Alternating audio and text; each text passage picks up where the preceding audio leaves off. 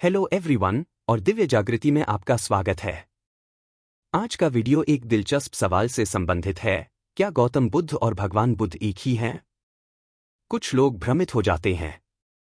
क्या कई बुद्ध हैं? क्या गौतम बुद्ध भगवान बुद्ध से अलग हैं? मैं प्रणब किशोर प्रहराज, प्रणब डिजिटल गुरुकुल का सीईओ और संस्थापक हूं। आइए भक्ति, कहानियों और आध्यात्मिक ज्ञान के साथ सत्य को समझें। Who is Buddha? बुद्ध वह व्यक्ति होता है जिसने पूर्ण ज्ञान प्राप्त कर लिया है, जीवन की वास्तविक प्रकृति की गहन समझ, अज्ञानता, इच्छा और पीड़ा से मुक्त। बुद्ध शब्द प्राचीन संस्कृत मूल बुद्ध से आया है, जिसका अर्थ है जागृत होना या जानना। इसलिए बुद्ध का शाब्दिक अर्थ है जागृत व्यक्ति। आम लोगों के विपरीत जो अपनी आसक्ति और अज्ञानता के कारण जन्म, मृत्यु और पुनर्जन्म, संसार के चक्र में फंसे रहते हैं, एक बुद्ध ने अस्तित्व के बारे में सच्चाई को महसूस किया है और मुक्ति का मार्ग पाया है, जिसे निर्वाण कहा जाता है। एक बुद्ध दुनिया को वैसा ही देखता है जैसा वह वास्तव में है, परिवर्तन, नश्वरता और अन्योन्याश्रितता से भरा हुआ, और दूसरों को सिखाता है कि ज्ञान, नैतिक जीवन और मन की शांति के उसी मार्ग पर कैसे चलना है। बुद्ध के मुख्य गुण: पूर्ण रूप से प्रबुद्ध, लालच, घृणा और भ्रम से मुक्त। दयालु, सभी प्राणियों से प्रेम करता है और उन्हें शांति प्राप्त करने में मदद करता है। बुद्धिमान और अंतर्दृष्टिपूर्ण, चार आर्य सत्य और अष्टांगिक मार्ग को समझता है। शांत, दुख या सुख से पूरी तरह अप्रभावित। आत्मजागृत, बिना गुरु के ज्ञान प्राप्त किया। उदाहरण: सबसे प्रसिद्ध बुद्ध सिद्धार्थ गौतम हैं, जो 2500 साल पहले भारत में रहते थे। वर्षों के ध्यान और आध्यात्मिक अभ्यास के बाद वे 35 वर्ष की आयु में बुद्ध बन गए। फिर उन्होंने अपना शेष जीवन दूसरों को यह सिखाने में बिताया कि कैसे दुखों पर विजय प्राप्त की जाए और मध्य मार्ग के माध्यम से स्थायी शांति कैसे पाई जाए।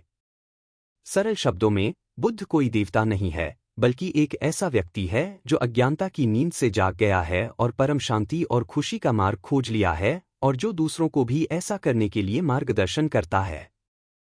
Who is Gautam Buddha? गौतम बुद्ध, जिन्हें सिद्धार्थ गौतम के नाम से भी जाना जाता है, एक आध्यात्मिक शिक्षक और बौद्ध धर्म के संस्थापक थे। उनका जन्म लगभग 563 ईसा पूर्व लुम्बिनी, वर्तमान नेपाल में एक राजसी परिवार में एक राजकुमार के रूप में हुआ था। छोटी उम्र से ही सिद्धार्थ ने अपने पिता द्वारा बाहरी दुनिया के कष्टों से दूर रहकर एक शानदार जीवन जिया। हालांकि अपने 20वें दशक के उत्तरार्ध में उन्होंने 4 दृश्य देखे: एक बूढ़ा व्यक्ति, एक बीमार व्यक्ति, एक मृत शरीर और एक शांत भिक्षु। इन अनुभवों ने उन्हें गहराई से परेशान किया और उन्हें एहसास कराया कि दुख हर किसी के जीवन का एक हिस्सा है, चाहे वह कितना भी अमीर या शक्तिशाली क्यों न हो।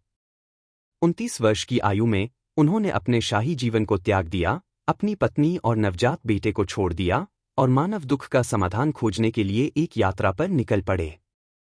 वर्षों के ध्यान और आत्मानुशासन के बाद उन्होंने 35 वर्ष की आयु में बोधगया में बोधि वृक्ष के नीचे ज्ञान प्राप्त किया। उस क्षण से वे बुद्ध के रूप में जाने गए, जिसका अर्थ है जागृत व्यक्ति। उन्होंने अपना शेष जीवन लोगों को आंतरिक शांति, ज्ञान और मुक्ति के मार्ग के बारे में सिखाने में बिताया, जिसे अब 4 आर्य सत्य और अष्टांगिक मार्ग के रूप में जाना जाता है।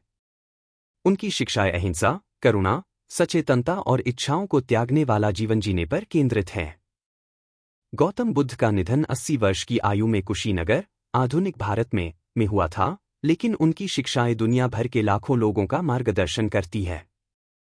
Why do we call him Lord Buddha?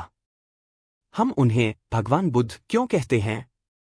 हम उन्हें उनके असाधारण आध्यात्मिक ज्ञान और करुणा के लिए गहरे सम्मान, श्रद्धा और सम्मान के प्रतीक के रूप में भगवान बुद्ध कहते हैं।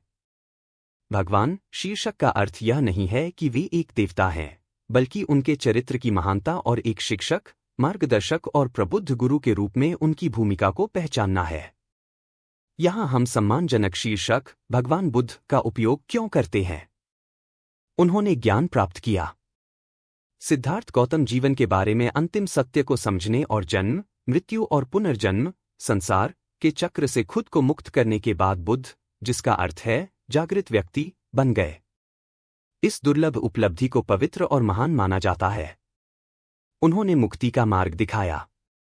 भगवान बुद्ध ने दूसरों को दुख, अज्ञानता और आसक्ति पर काबू पाने में मदद करने के लिए निस्वार्थ रूप से अपना ज्ञान साझा किया। उनकी शिक्षाएं, 4 आर्य सत्य और अष्टांगिक मार्ग, लाखों लोगों को शांति, संतुलन और स्वतंत्रता की ओर ले जाती है। उन्होंने पवित्रता और करुणा का जीवन जिया। उन्होंने अहिंसा, करुणा और सादगी का जीवन जीकर उदाहरण पेश किया। उन्होंने जाति, लिंग या पृष्ठभूमि की परवाह किए बिना सभी के साथ समानता का व्यवहार किया, जो उनके समय में क्रांतिकारी था। वे शांति और ज्ञान के प्रतीक बन गए। पूरे इतिहास में बुद्ध को न केवल बौद्धों द्वारा बल्कि कई धर्मों के लोगों द्वारा आंतरिक शांति, ज्ञान और सार्वभौमिक प्रेम के प्रतीक के रूप में सम्मानित किया गया है। सांस्कृतिक और आध्यात्मिक सम्मान। कई एशियाई परंपराओं में भगवान शब्द का उपयोग प्रबुद्ध प्राणियों या श्रद्धेय आध्यात्मिक शिक्षकों के लिए किया जाता है। इसलिए उन्हें भगवान बुद्ध कहना उच्च सम्मान और भक्ति व्यक्त करने का एक सांस्कृतिक तरीका है। His teachings what made him a lord। उनकी शिक्षाएं, उन्हें भगवान क्यों बनाया गया। गौतम बुद्ध को भगवान बुद्ध इसलिए नहीं कहा जाता क्योंकि उनके पास धन, शक्ति या राजसी पद था, बल्कि इसलिए क्योंकि उन्होंने अपनी शिक्षाओं के माध्यम से दुनिया को दिव्य ज्ञान, करुणा और मार्गदर्शन प्रदान किया। इन शिक्षाओं ने लोगों के जीवन में प्रकाश डाला, उन्हें दुख के कारणों को समझने में मदद की और उन्हें दिखाया कि कैसे एक शांतिपूर्ण, सार्थक जीवन जिया जाए। यहाँ बताया गया है कि कैसे उनकी शिक्षाओं ने उन्हें भगवान कहलाने के योग्य बनाया। 4 आर्य सत्य, चतुर आर्य सत्य। ये बुद्ध के संदेश की नींव है। दुख मौजूद है, जीवन दर्द, दुख और असंतोष से भरा है। दुख का एक कारण है, यह आसक्ति, इच्छा और अज्ञानता से आता है। इच्छा और आसक्ति को दूर करके दुख को समाप्त किया जा सकता है। दुख को समाप्त करने का एक मार्ग है, अष्टांगिक मार्ग मुक्ति का मार्ग है। इन सत्यों ने दिखाया कि कोई भी व्यक्ति शांति प्राप्त कर सकता है, अनुष्ठान, जाति या ईश्वरीय कृपा की कोई आवश्यकता नहीं है। आर्य अष्टांगिक मार्ग। दुख को समाप्त करने और आत्मज्ञान प्राप्त करने का यही मार्ग है। सही दृष्टिकोण, जीवन को वैसा ही समझे जैसा वह है। सही इरादा, अच्छा करने के लिए प्रतिबद्ध रहें। सही वाणी, सच और दयालुता से बोलें। सही कार्य, दूसरों को नुकसान न पहुंचाए। सही आजीविका, नैतिक रूप से कमाएं। सही प्रयास, बुरे विचारों और कार्यों से बचें। सही सचेतनता, वर्तमान में जागरूक और उपस्थित रहें। सही एकाग्रता, ध्यान के माध्यम से अपने मन को केंद्रित करें। यह मार्ग व्यावहारिक है और इसका अनुसरण कोई भी व्यक्ति कर सकता है, चाहे उसकी स्थिति या पृष्ठभूमि कुछ भी हो। अहिंसा और करुणा। भगवान बुद्ध ने सिखाया कि सभी जीवित प्राणी दया के पात्र हैं। उन्होंने न केवल कार्यों में, बल्कि शब्दों और विचारों में भी अहिंसा का उपदेश दिया। सभी जीवन के लिए उनकी गहरी करुणा ने उन्हें एक सच्चा आध्यात्मिक नेता बनाया।